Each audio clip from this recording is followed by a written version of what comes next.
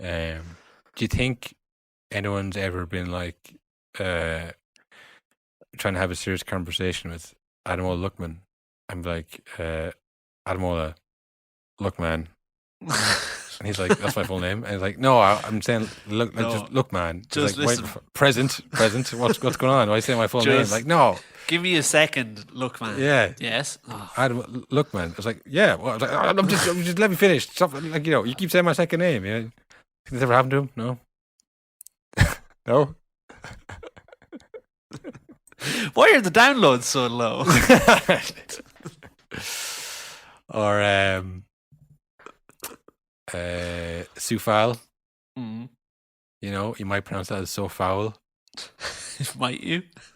So do you think that he used to be a winger, and then people kept shouting so foul, so he kept fouling, and like, this guy's a right back.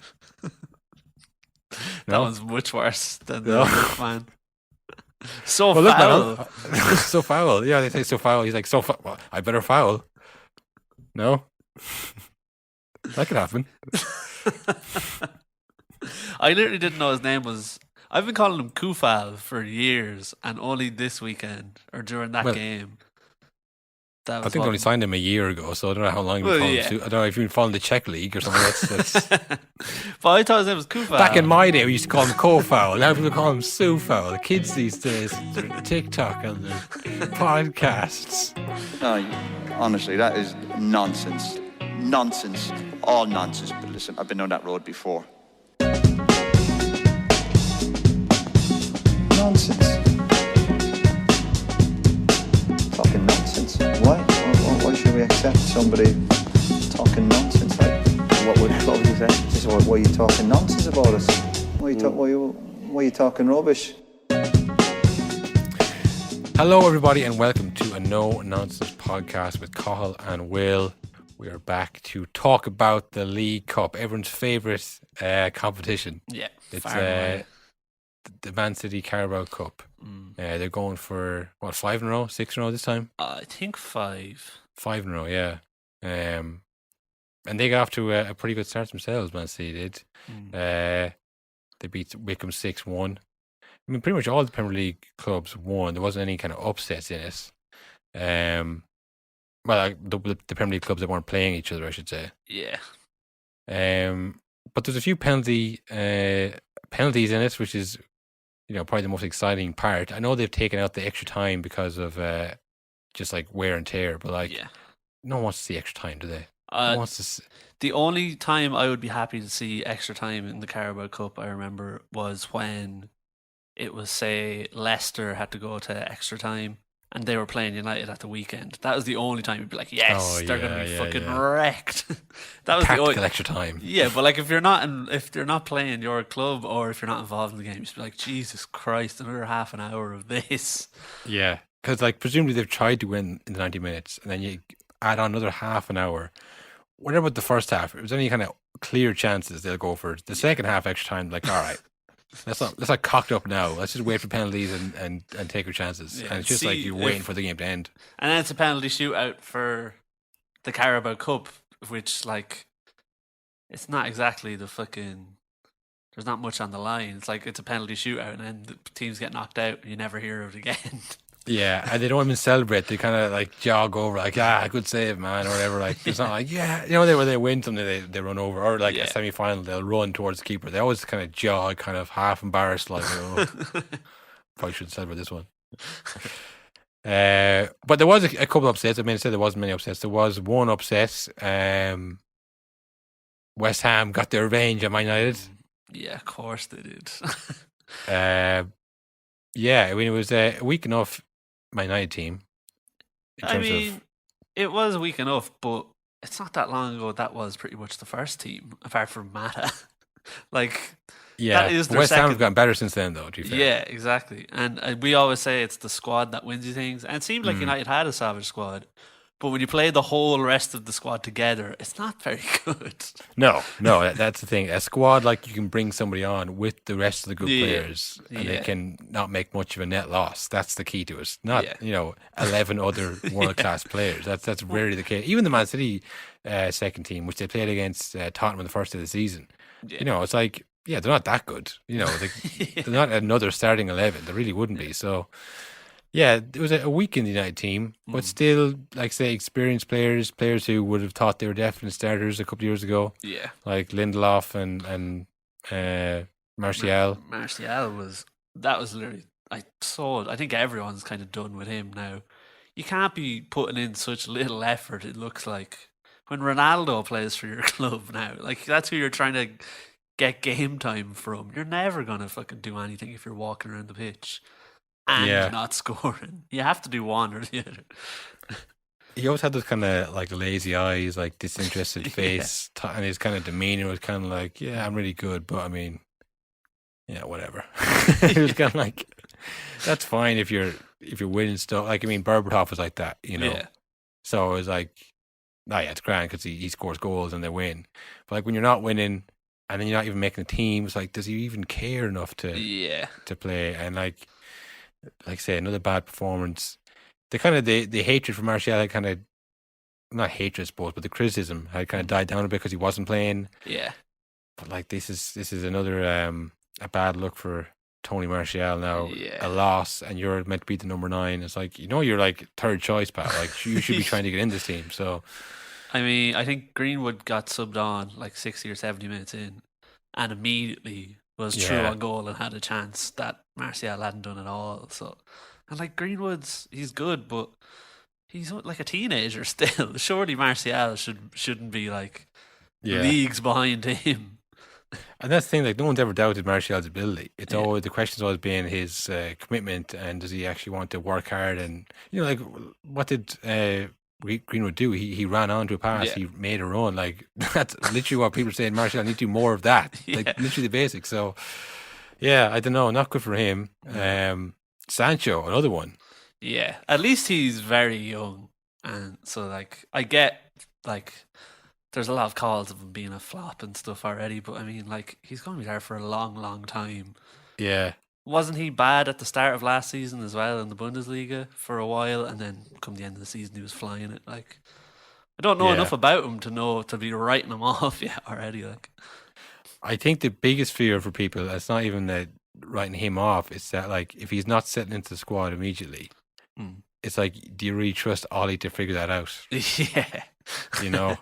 It's like ideally he come in and just hit the ground running, like Ronaldo doesn't need anybody to bed him in. But some players do, like young, old, good, bad players, like they just need someone to help them into a team sometimes. Yeah. And you just, if it was Tuchel or if it was, Klopp or something like that, you could see him finding a way to get them in the team. Like even something like Origi for Liverpool. Like Klopp has somehow convinced him that he's a key part of that team. And he comes on, he plays and he tries hard. And like he gets goals sometimes, even though he's not as good as the players. I don't see Ollie having that effect on Sancho. So like if things are hard and like people will criticize him and try and write him off, will Ollie kind of be able to help him? That's the question. So that's the only worrying thing for Sancho. No, again, no one's doubting his ability. No one's saying that he's not good enough or he's a flop or a Farmers League. And if you are, whatever. But like, it's just the fear that like we were saying before, is this a really good team and is the manager up to managing that team? So, I mean, Van de Beek is the same situation. Yeah, that's the example. Yeah, he just looks like the very Timo-esque, just a sad man walking around the pitch, just trying his best, but it never works out. Yeah, I suppose the West Ham team didn't have like the Declan Rice. They had a few different players, like Jared Bowen was playing in front. Obviously, Antonio is still banned. Yeah. For all you fancy managers out there, I think the ban is up now. So lifted. So they had their version of a second team as well. But I mean, the thing is, West Ham could have been, 3-0 up by the final whistle. It was so open. They kept missing chances. I mean, Noble had a Did you hear what Martin Tyler said when Noble was true on goal? He said, "Surely not." Noble is galloping up. Surely not. Mark Noble, and it's not. It just doesn't happen like that in real life. Like I say, he was in top form. I mean, usually I'm like, it's because it's a meme, the Martin Tyler's my United fan. It's like, it's a meme, it's funny, and like these things always get overdone. So I always kind of like write it off, but he was literally when those chances were coming in, goes, oh, here we go again. He was literally, and then he was like, think of 99 late winners. It's happened before. It could happen again. In the first round of the Carabao Cup. In the first round, I was like, Martin, come on. Like, I know not as many people are watching this, but a lot of people are watching this game. Like, yeah. Well, there's a moment that we talked about months and months ago. Do you remember Gary and Martin Tyler actively trying to get Wan-Bissaka in the England team? Oh, that was funny. Yeah. So he's been at it a while. No, like I say, it was a good game, but it was the Carabao Cup was fourth round, I think is, or third round. Third round, There's I think. Their second game in it. I don't know. It was a good game, but I mean, it's like we were saying before. This could be Ollie's kind of way of winning a trophy at the Carabao Cup because West Ham will play their second team even against Man United. Yeah. I don't know, but that problem is then once you sign Ronaldo, it's like, well, you're title contenders now, so that's the main focus. Yeah, a lot of people are being like, oh, good, now like time for the league and stuff. But when I saw they got knocked out of the League Cup, I thought, oh no, Ollie's in big trouble now. Because I think if he comes close or challenges but fails everywhere but wins the League Cup, he'd probably get another year. I think if he wins nothing and he's out of the League Cup already, he's definitely gone, surely. Yeah, I mean, like we were saying before, we were off air. I don't think any manager's been sacked when they're top of the league, even joined top of the league. Yeah. So sure, there was the young boys performance and there was this performance, and it looks like he doesn't know how to manage a team in game. But like, it'll take him to be out of the top four before he's sacked. You can't sack him before that. So he, as always, he has time in his hands. Yeah, does Ollie. West Ham march on. Who are they playing in the next round? Let me just Man City. Oh, yeah. Well, if they win this Carabao Cup, they'll earn it. Yeah. When I saw West Ham were playing Man City, I know it doesn't work like this, but like in my head, I was like, well, that's who United would be playing. So I was like, okay, it doesn't actually matter too much then. Oh yeah. Yeah, but the thing is, West Ham, they're in Europa League, aren't they? Yeah, they're in Europa League, which is always a tough ask later on in the season. Yeah. Like, it's just that when a team like West Ham, no disrespect to them, like obviously they got there on merit and they beat Man United on merit, but it's just when the competition gets a bit stiffer as it goes on, they just don't have the squad to keep going on all fronts, and usually what happens is they fall on all of them. Yeah. But I mean, it'd be great for West Ham to go on and win the Carabao Cup. I know, like, they have to beat Man City in the next round, so it's not a foregone conclusion by any stretch now, but I think they should definitely focus on that. Yeah, I think so. Again, without sounding too disrespectful, like, you should focus on the Carabao Cup, lads. Yeah. Like, realistically, they're not going to win the league. Europa League isn't, a crazy aspiration either. I think of Villarreal won last year, so I mean, it's not a mad thought either. But there's a real chance if you were to beat Man City, I think there's a huge chance to go on and win that. Yeah, so definitely. And they have a good squad. They do have good players and a good team. Just as long as you keep Mark Noble off penalties, I think you should be fine. Yeah, don't try to do any last second movie moves and you should be alright. It just doesn't happen like that in real life. Don't do a Pep impression here, right? Just stick to what you're good at. Let Ricey take it, Other big Premier League clash, Chelsea Villa. And our boy Timo on the score sheet. He did it. He got the opener, and then Cameron Archer equalised for Villa, which sent the game to penalties. Now Timo, curiously, wasn't on one of the penalties. He said, "No, not me. Don't push my luck." I don't know, was he taken off actually? Oh, was he? I wonder. Oh, I'll just search. No, he was on the pitch. Salomón came off for Lukaku. I guess they're going for the winner there towards the end. But yeah, it was funny. It was like they're really showing their squads, the strength of their squads. Chelsea were. I mean, Salomón came off obviously for Lukaku, but Ross Barkley came on for Ziyech. Remember Ross Barkley? Yeah. Forgotten. Yeah, former Villa man last year. He came on, but then the penalty taker is Reece James, obviously right back power rankings. You might remember him from such brilliant segments as that. Ben Chilwell from left back power rankings, the spin off, the short lived spin off. I mean, he has just been like totally forgotten about. I mean, since the Euros, like the way he's just like he left him out of the squad a couple of times. Yeah. Like the only other left back in the squad, they had like Trippier as the third right back who can play left back. Yeah. He must not have gone on with Gareth Southgate. Southgate must have caught him listening to one of our episodes. Is that what I think it is, Ben? No, it was recommended. I'm sorry,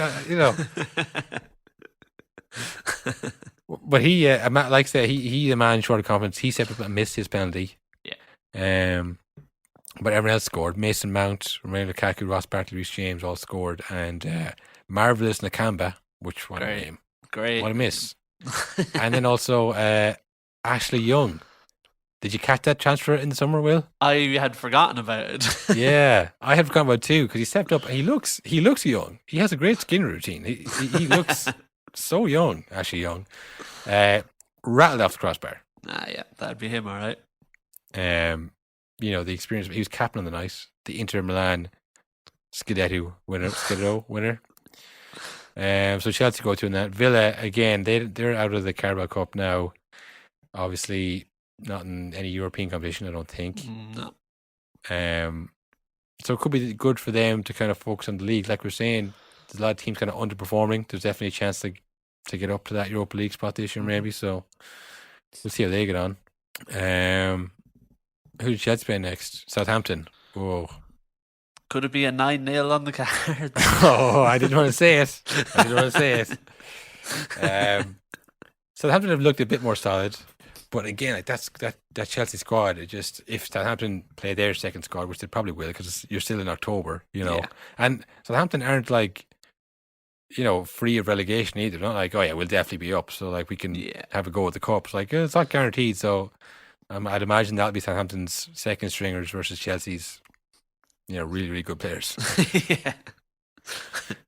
Yeah. Who else then do we have? Oh yeah, Wolves Tottenham, another penalty shootout. Yep. Spurs went to. It was. We talked about Ndombele a bit. That was my first time, like, really watching him since all of the talk of him being fat and lazy and trying to sell him. And he scored. I think he scored the first goal.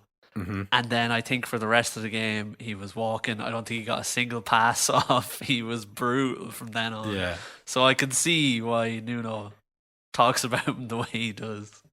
Well, he couldn't be match fit, could he? He hasn't played in about how many weeks now? And of course, the other man on the score sheet, Harry Kane. Yeah. Fat track bully Harry Kane. Yeah. Where are you in the league, Harry? Yeah, hasn't scored in the league, has he? No. Oh, but he's got a couple of goals in the Europa Conference League. Yeah. The Carabao Cup and the Europa Conference League. That's where all the big hitters come to shine. He gets on the score sheet. But of course, Spurs then go 2-0 up, like you say, and then Leandro Den-Docker and Daniel Podence punish the dishonourable Tottenham Hotspurs. No respect, no honour. And that goes to penalties, and another horrendous penalty shootout. Wolves missed 3. Yeah, Wolves are awful in it. Højbjerg actually missed one as well to give them a lifeline. After Kane scored his, Reguilon scored his, Brian Gill scores his. Gill. But then Neves missed his. Then Docker, after scoring the game, missed his, and then Conor Cody again off the crossbar, smashed off the crossbar. Rifled it off it, And it's one of those things where it's like, no one's that happy, no one's that disappointed. It just kind of ends in kind of like, ugh, end on a miss. That's terrible. I wonder that, like, it's tough for Spurs being in the Carabao Cup and the Conference League. That is a lot of travel and games that you probably don't want to be dealing with when you're also trying to not finish in the Europa League spot again. Yeah, that's the kind of thing. It's the same idea of like battling on different fronts. It's like, you get knocked out in September from the cup. It's like, what the fuck? Like, how are you not beating these teams? Yeah. You fast forward to March, you're still in that fucking competition, playing a semi-final after European game. The previous week you've had whatever 10 games in 10 days or something ridiculous. And like, I've only been knocked out in September. Yeah. If only we lost that penalty shootout, no one would have cared anymore because it was ages ago. Yeah, no one's ever going to say like Wolves, get knocked out back in October. Be like, what? That didn't happen. It's like when they lost the final of the Carabao Cup.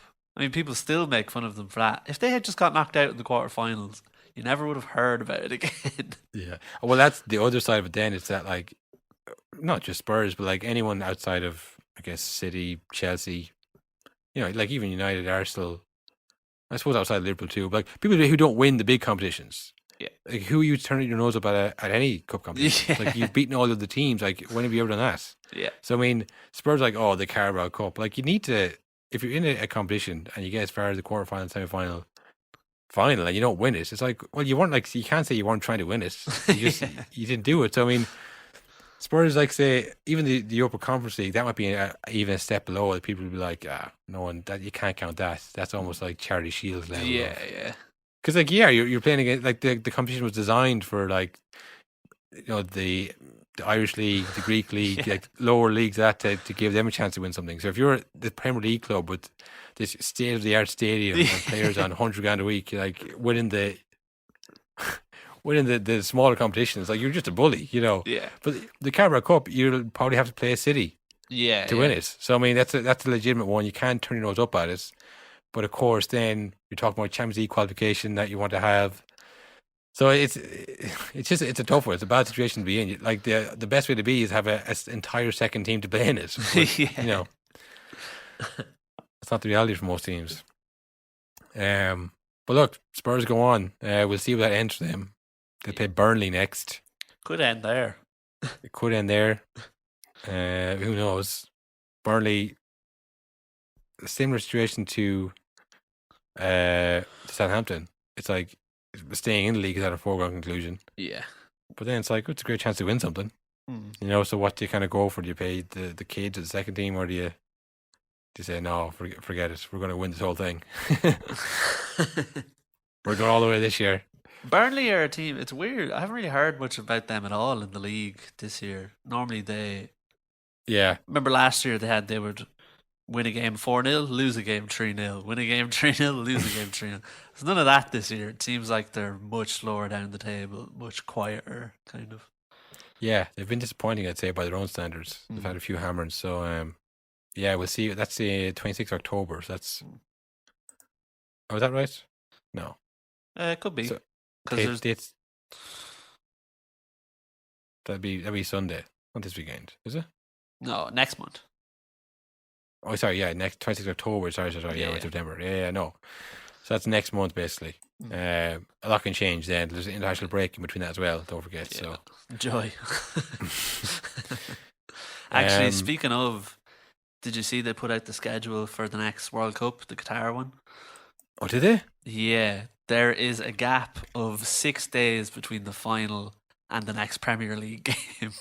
No way. Yeah, so it's just you're not even gonna miss a week. It's just gonna barrel on through and then back to the league like it never happened. Fuck. Yeah, and I don't think they've gotten rid of any of the fixture congestion in winter. They've just moved it, so you're going from the World Cup straight into the mental period of winter in the Premier League, where you have a game like every 3 days. So I don't know how that's gonna work. Yeah, that's mental. Yeah. Yeah, no, I mean the for the cup, Arsenal continue their winning streak. I think they haven't conceded a goal in like 3 games. Yeah. Quietly making resurgence. 3-0 against AFC Wimbledon. Yeah, we're back.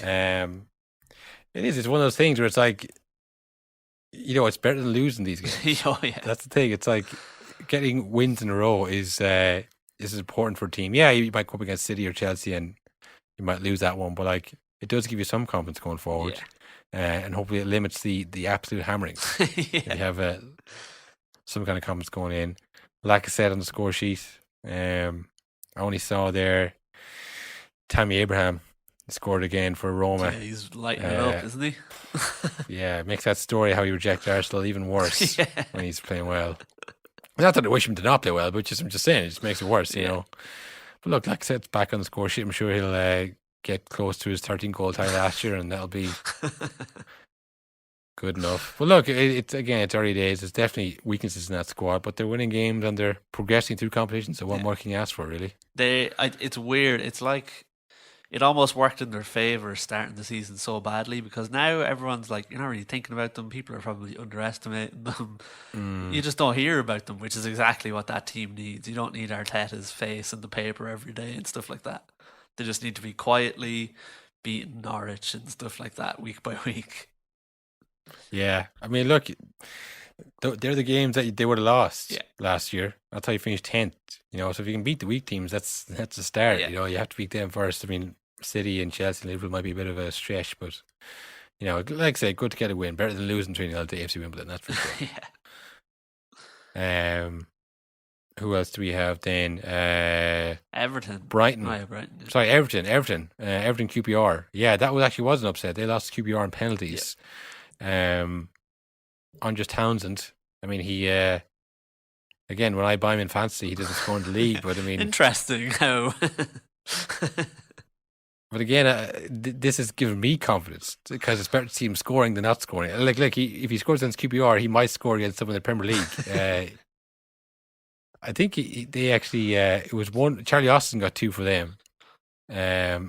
He scored first, then Lucas Digne equalised, then Austin fired back 4 minutes later. Then Townsend's got a goal just after half time. That was a stalemate then for the rest of the game, and it was went to penalties, which QPR beat them on 8-7. So maybe question marks on the goalkeeper there. Not good whenever Everton lose a game, especially an upset at the moment, with the fans being on the fence with Rafa. It's not going to take much for them to completely turn on him, I would say. Yeah. Again, it's one of those things where it's like if there's an agenda, the Carabao Cup is great. You know, it's like, oh, come on, we got the Carabao Cup, my favourite competition. I knew we weren't good enough. I saw actually Rondon started for Everton in the Cup. He's hilarious. He came from China. Yeah. What's he still doing in China? The man from China. That party was over about a year ago, at least. China, big league. I wonder how much he was on. Oh, sick money, I'd say. Why do you think he was there that long? Yeah. Like, didn't they give up on that whole thing? Yeah, the Chinese. They brought in like a wage cap, and you're only allowed like 2 international players and stuff like that. They just abandoned it. And Rondon he was just like snuck through the car, riding that wave all the way into the shore, wasn't he? He was like that kid on the boogie board who's like waiting for the waves to keep pushing him in. Like, I just imagine like they came to him and went, look, Mr. Rondon, Mr. Salomón Rondon, I should know, that the project hasn't worked here at wherever Shenghu Tigers, wherever he was at. You know, I'm sure a young man in his late 20s, you probably want to head back to the Premier League or possibly even Venezuela, where you're from. And he's like, our legal contract is legally binding. You said 5 years. 5 years, 3 million a year. I was going to say a week. I will a week. I will see you at the training ground next Monday morning. Thank you. Like, he's only 32. Yeah. I know he just turned 32, so he came at 31. So like the last couple of years, like the prime years, he was like, "Yeah, I'm good here." He was probably banging in goals as well. Oh, I doubt it. I mean, I don't know, but I doubt it. I think he was just sure of getting paid money. I think he came as a free agent from China. Who does that? Who sees out their contract in China? Hello to all my friends in China. He just really loves Beijing Guan or whoever he was at. He was definitely like taking like bottles of water out of the fridge on his last day and everything, just like toilet paper from the bathroom. Yeah, the whole thing. But look, he's back in Everton now. Like, that's the funny thing is, like, he's still good enough to get signed by Everton. So like, If he was like in his late 30s, like, yes, see out the contract, why not? You know, set yourself up for life. I mean, he's now back. Oh, I got to go back to work now after my career break. Rage. Yeah, raging that Chinese. That was a sweet deal, man. You think he was watching like the news over there every day? Like, oh, I hope this doesn't come true. I hope these businessmen stay away. The Chinese league is doing great. Yeah, they are missing a few though. Everton. They're missing Calvert-Lewin. I wouldn't say he'd be playing anyways, but they're missing Calvert-Lewin. They're missing Caoimhin and Richarlison. They're also missing Rodriguez, who has gone to Qatar. Yes, well, that's a story that one of the most boring stories that's been going around recently. Is that he started at the season, he made these comments where he came to Everton to play with Ancelotti, and he's gone. So make up your own mind, lads. It's like, all right. Again, he's like 29, so I mean, wasn't he good last year for a while as well? Remember the start of the season, he was like, yeah. And Qatar, see, that's a man who just does not give a shit. Him and Rondon probably. Rondon sent him a few messages. He's like, "Here's what you should do." Financial advice from Salomón Rondon. But I'd say, well, from the sounds he's making, which is weird because he was 27 when he came to Everton. Yeah, was it something 2 like that, years? yeah. He's 29 now. He was probably ready to retire. Only that Ancelotti said, "Here, will you come to Everton for a couple of years? I'm kind of starting a project there. It's definitely going to be a 5-year thing. I'm not going anywhere else." What? I mean, I what? want you to Who's kinda going? What? lead Are us. Madrid going to come for me again? No way. No. Those days are behind me. I mean, they definitely won't come back. No, I mean, there's the no odds chance. of them coming back to me, no, I wouldn't. Things would have to go really badly in the world for that to happen. Something drastic would have to happen for Real Madrid to come back for me, for old Carlo Ancelotti. And that would probably not happen. So, I mean, obviously things changed and Ancelotti goes back. But, like, to go to Qatar now, he still has loads of ability. Yeah. And I mean, like, It's just, the Qatar, like, that is the most blatant one, I think, because that is just pure. Like, there's nothing. There's no, like, what are the teams that are playing Qatar? Like, even the Chinese league that was going for a while, and you'd be like, yeah, China's massive, and I'd imagine they have an alright league set up there with just how much people live there. But, like, Qatar is purely, I mean, just everything we know about the fucking, like, state-sponsored sports and all that. yeah. No, I don't know. I don't know what the appeal to Qatar is, bar the cash. Yeah. But it's just weird to me that he's like, I mean, the whole thing of like, I'm only here for Ancelotti. I'm assuming he had like a 3-year contract or a 4-year contract. Like, he could have just seen out the contract and then gone free to another European club. But like, when you say that kind of, I'm not playing anymore, no one's going to touch you. Yeah. So he knew what he was doing. He knew well. He was like, I don't care about playing in another league. I don't want to play there anymore. I'd say he'll do this Qatar thing and go back to Colombia. Yeah. And retire completely at 34. Yeah, a gazillionaire. Yeah. But I mean, each their own. It's just, when you think of that World Cup, was it 2014 the World Cup that he got the top score in? I mean, we never really saw that player again. Yeah. After that. Like, he had moments, obviously, and I guess that is what the World Cup is. It's 6 games in total. Yeah. It's if you have some good games and some good moments, but like, he wasn't one like over the course of the season just consistently gonna, like someone like David Silva, like he had some great highlights, but like, just you knew consistently the kind of passes he was gonna make and that kind of stuff. Like, Rodriguez just didn't have that. This is the kind of game that he would hate to play as well. This Carabao Cup game. Oh yeah, I wonder does he still play for Colombia? Because it seems weird if he wants to still play for Colombia, but he's gone to Qatar. I don't think he was in the Copa. The Copa America, actually. So When I was looking at those games, I don't think he was on the squad. I think he may have had a falling out with them, though. I don't think Shocker. that was good enough. Yeah. Rodriguez, James Rodriguez, had a falling out. I don't buy that. Yeah. So yeah, that he's gone. Everton are out. Again, if they want to make a push, because they're kind of in around that kind of who's going to be the Europa League spot between them, Leicester, West Ham. Probably best to get knocked out in September when no one remembers. Yep. And again, when they have injuries now, it's probably best not to be overworked. So yeah, we'll see how they get on. But look, it's QPR who go on. They play, who do they play next? I'm not too sure. Is it Chelsea? No, Chelsea. Sunderland. That's a winnable game. Yeah, Sunderland are still around, are they? League One. That's Sunderland. mental. So QPR are the favourites in that one. What other Premier League ones? Oh yeah, Liverpool, Norwich. You could have guessed.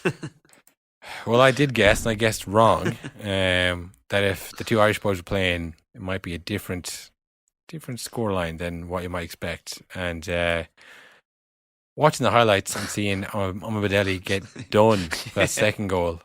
I mean, the first goal, he was the nearest to it, but not really his fault. The second one, he got dummied out of his boots. Yeah. And who was this? Minamino got 2 goals. That second one, he did badly. And then you might say, what about Caoimhin Kellerher, Carl? He saved a penalty in that game as an Irish player. I think, yeah, sure, he did. But did you see the story that came out afterwards? No. Apparently, Adam Idah refused to take the penalty. Why? I didn't read the article. I just said headline. But that's not a good sign for our future striker. No, it isn't. And maybe he thought, you know what, for the Irish thing here, if I don't take it, then I can't miss. And if I score, then he can't not save it. So maybe he was thinking bigger picture. He's being a team player. Yeah, I think that's what it was. You don't think it was just that he was like, oh, if I miss, I'm going to be I can't open Twitter for a week. Again, I didn't read the article, so I don't know. I just saw that there's like the article, the headline, and then there's the little like the quote from it. Yeah.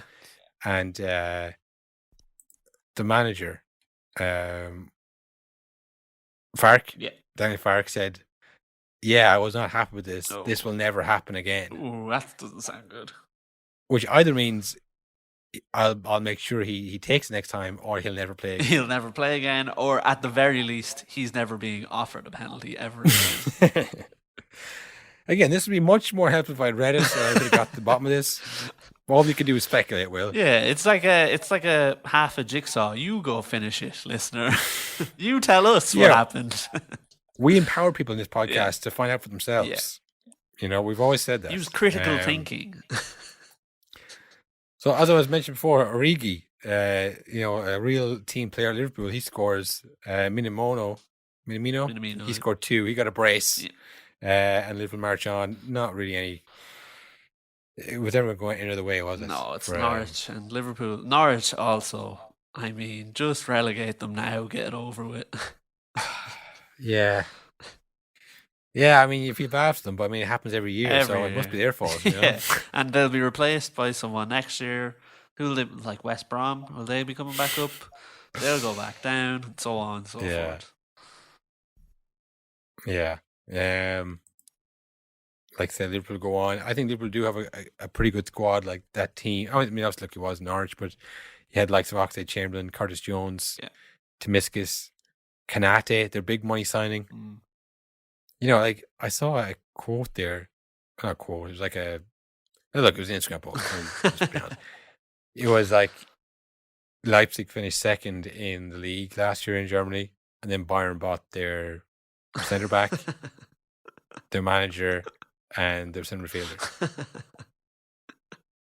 Like, you know, how is this a real league or something like that? You know, but then also their other centre back was bought to Liverpool, and now he sits on their bench. Yeah. So that's the strength of the Liverpool squad. They haven't done great in the Carabao Cup in recent years. Klopp usually doesn't really give a shit about the FA Cup or the Carabao Cup. Like I don't think that's like an opinion. I think he comes out and says that pretty much every year, that he's like, there's too many games. We're focusing on the league, focusing on Champions League. Remember, he played the full youth team in the FA Cup, was it, and won that game and stuff like that. So. Yeah, and people are mad and stuff. Yeah. But I mean, look, like we're saying, he's not going to get sacked for getting knocked out of the Carabao Cup or indeed the FA Cup. Yeah. It's the Champions League and the Premier League where people will judge him on. So if you don't have a bigger squad, then it makes sense to focus on that. But I think the players they have, like their second team is better than it was for a long time as well. Like the main boys like Salah, Firmino, and Mane up front. And then after that, it was like Shaqiri or maybe, you know, did they have Bojan at one point? Yeah, a while ago. Someone like, or no, it was the Italian guy that Brendan Rodgers brought in, Brini. Oh yeah. You know, like that was a huge drop off. But like I think their second team at the moment, their second stringers or whatever, they are quite strong. So they could go far in that competition. We'll see. Who they have in the next round? Who they playing next? Preston. So that could be another win for them. Yeah. You know, you have to guess. But you never know. Yeah. Who else do we have? Any other big names? Southampton beats Sheffield on penalties. As we mentioned, they're going through the next round. And Burnley beat Rochdale to put them through as well. Beat them 4-1. Absolute classics. That is the type of fixture the Carabao Cup will throw up to you. But do you know who scored for Burnley? Who's that? J. Rodriguez 4 times. Oh, very cool. Yeah. Fancy, maybe. He's good value. Just saying. I'm just floating out there, folks. For you fancy managers out there, J. Rodriguez. There's a lot of players out there, a lot to choose from. It's all being different. Yeah. 4 goals against Rochdale, nothing to be sniffed at. I've never scored against them. No, neither have I, Will. No. Funny you say that. Neither have I. Neither have a lot of people. But the one that I know, like we talk about Norwich and the Irish lads and the kind of Irish interest in that. There was, and look, Cleveland Kellerher said in penalty, it will be really good news if you didn't already have Kevin Bazuna. Yeah. But again, we're waiting on that rule query about 2 goalkeepers. So fingers crossed. This is going to be our year if that comes true. Let's hold our breath on that one. We'll see before he. Does that rule apply to penalties? Well, it's game over. It's over for people if we can play 2 goalkeepers. I'll just say that much, right? It's over for them. But there was actually good outfield news as well for change from an Irish perspective. Aaron Connelly at the double. Yep. Should be the headline in the Brighton Post. The Brighton Post. the Brighton Independent. 2 goals for Aaron Connelly, 33 and 38. I mean, we know we were having a go at him before. He is still young. He's still only 21. Yeah. And look, Brighton versus Swansea is that much different from Ireland versus Azerbaijan? Yeah. It's a similar level. Yeah. So he's scoring goals at international level, we'll say. How about that? Yeah, that's all that matters. We've got Qatar next. They won't be any better than Swansea. Yeah. I forgot we fucking played Qatar next. The friendly. Fuck. Yeah, challenge game. Oh, fucking hell. Remember the last time when we were like, at least it's a game, doesn't matter. And then we drew 0-0, was it? Yeah. I think it was 1-1? It was 1-1. I can't remember. Definitely was not a win. It was a draw. It was a moral victory and it was a draw. Yeah. But yeah, look, Connelly up front. We were saying Brighton were kind of, they're in that top 4 on merit. Absolutely. Their second team, they have Big Dan Byrne and Lamptey playing in their second team. Yep. Which last year and a couple of years ago, they would have been like starters. So that shows the strength that they have. Yep. Like I say, 2 goals for Connelly. Good to see him scoring. They haven't struggled for goals this year. The one year they're not struggling for goals, Connelly started scoring. So not the best timing, Aaron. But yeah, great to see him. I didn't catch that game, but they were good goals. I saw the highlights. So yeah, a good little Irish perspective story there. Yep. Nice to see. Good to see him stepping up when Adam Idah seems to have stepped down. Literally and figuratively stepped down. Stepped away from the penalty, turned his back. No, look, this thing, we're not going to be making fun of 20-year-old men here. Yeah. Come on. We're better than that. Who do Brighton play next? They play Leicester. Ooh, good game. Good game. Leicester beat Millwall 2-0. Yeah, we talked about Adam Luckman, didn't we? Kind of. We'll see if that was included in the intro. Oh, I have a feeling it will. I didn't stand in the mirror preparing that bit for 20 minutes before the show for no reason. That's for sure.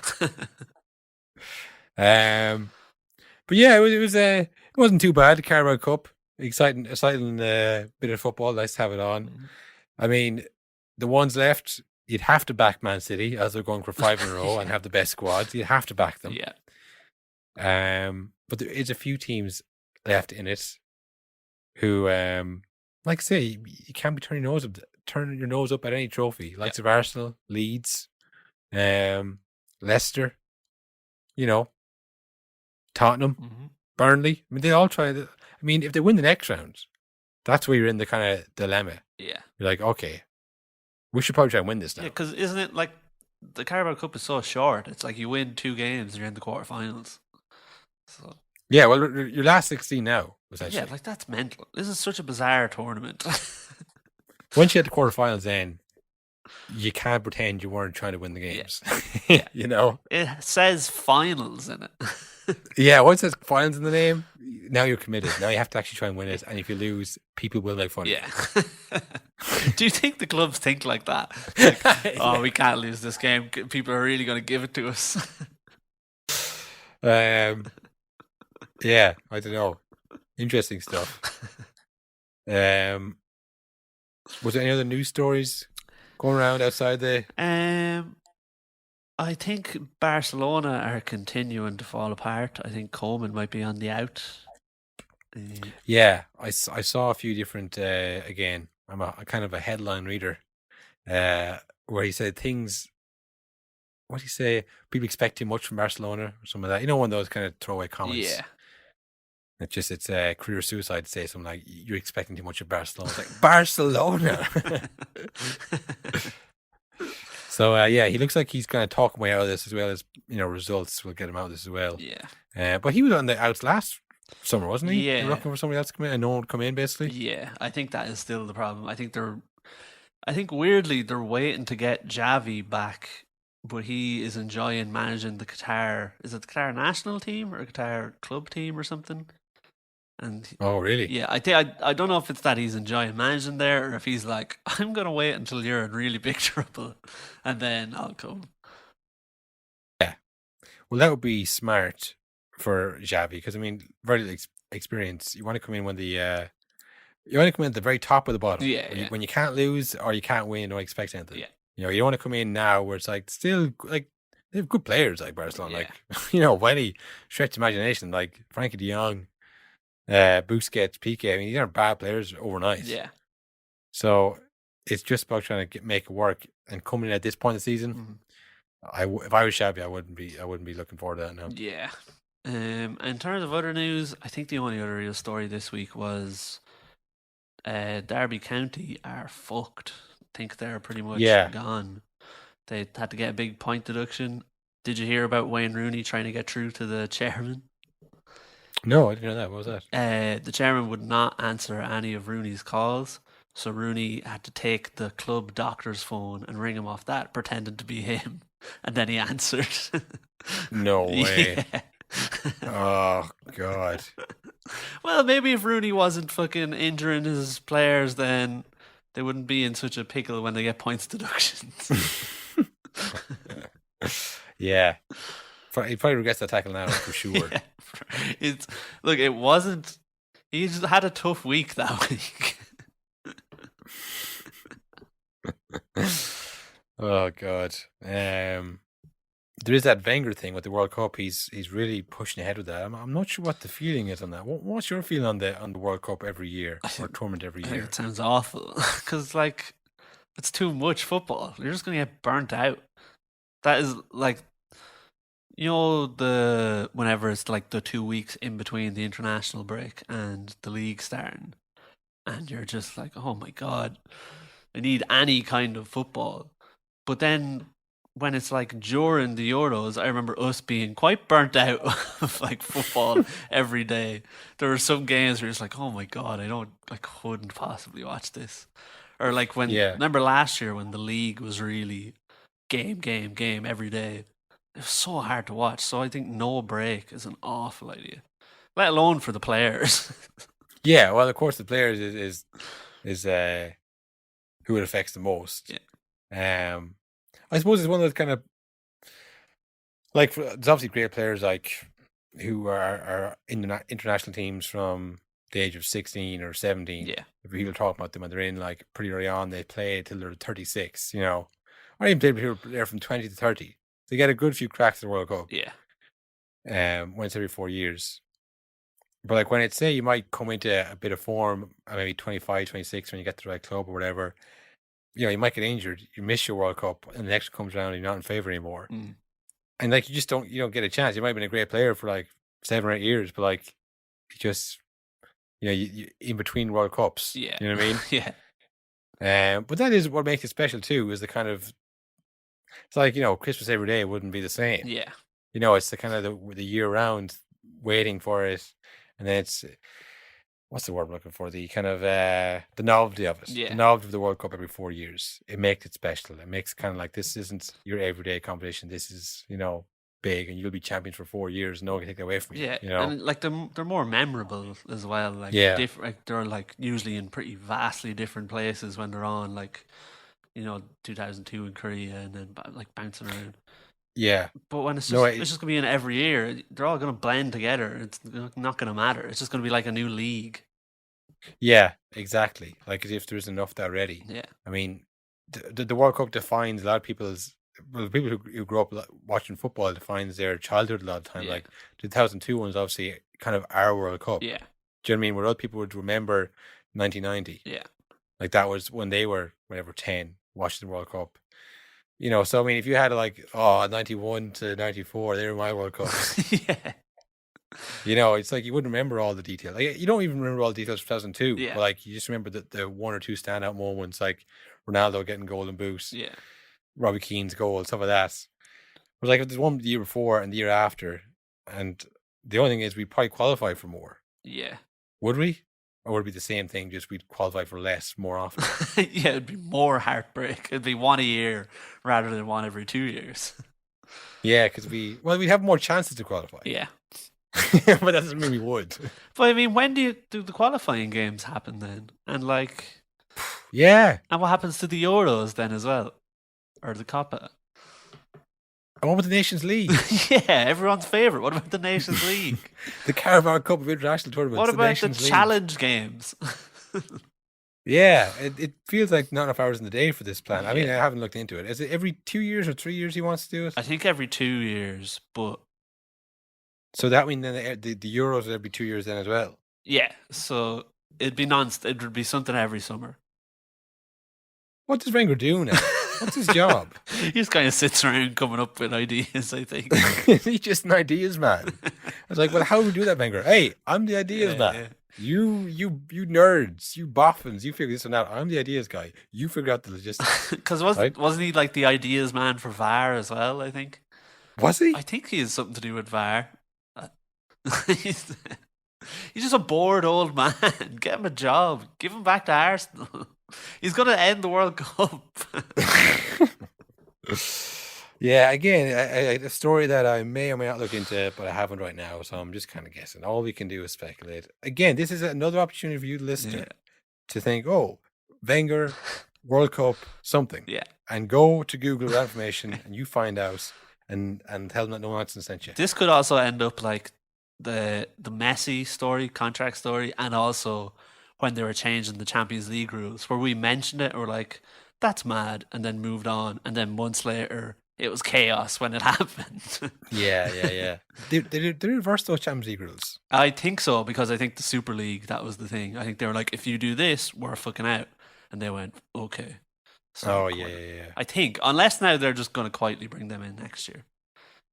Because they made no sense. Remember, it was just like, top four doesn't matter, it goes by your coefficiency, so you could finish like 7th and get top four ahead of, say, an Everton or something. Yeah, because there was people saying that around this time of the Super League, because they were saying this is just a red herring. They were trying to sneak through the coefficient rule, and this whole Super League is a conspiracy theory. It's an inside job, you know. Yeah. It turned out it wasn't. But we did stop talking about the coefficient. No one gave a fuck with that. So, but that hasn't come in this year. It's like it's for 2024, wasn't it? It's like it's down the road. Yeah, you know. Hey, we'll see. Cross that bridge.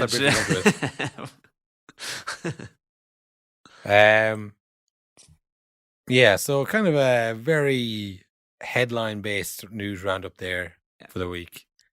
Not much kind of facts to impress your friends with there, unfortunately, folks. No stats of the week this week. No, nothing really with any meat to it. Yeah. But you know what? We'll be back next week. The Premier League's back again. Big game tomorrow, Cottle. The battle of our two guaranteed Premier League winners. Mine versus yours. Chelsea City. That's a big game, actually. Yeah, good shout. Again, we've seen that City weren't going that well, despite all the goals they've been scoring. And Chelsea looked okay, not amazing. This is the first kind of real test for them against. I know Chelsea played Liverpool, but they didn't look great. Do you know what I mean? Yeah. So we'll see now. A big test for City, big test for Chelsea as well. Any other big games coming up the weekend? Chelsea City is tomorrow morning. Also, it's at 12:30, which is weird for a big game. Arsenal Tottenham is on Sunday. Oh, North London derby. Yeah. That is a battle for, like we said, do the clubs think like this? That is a battle between two clubs who do not want to be made fun of right now. Two teams who need this. Yeah. Basically, they really need this, and it's wider context in the league. You know, there probably isn't any. Yeah. But yeah, when you're going badly, this is the game you don't want to lose for sure. Not really. Brentford, Liverpool. No. Nah. Nothing else really of note. No. I suppose the only thing is left to do is say, follow the Instagram, follow the Twitter. We have updates on there sometimes. Follow the pod on Spotify, do all that good stuff. And send us an email if you want. If you want, no one is, but if you want to send an email, you can. Yeah. And just get in touch. Email us what happened in the Idah story. Fill it in for us. You email us what you found, and that could be fun. I don't know, but other than that, I suppose we'll be back Tuesday. From Tuesday. Where another episode, and we'll see you then. All right. Good luck. Honestly, that is nonsense. Nonsense. All nonsense. But listen, I've been on that road before. Nonsense. Fucking nonsense. Why should we accept somebody talking nonsense? Like, what would Claudia say? Just why are you talking nonsense about us? Why are you talking rubbish?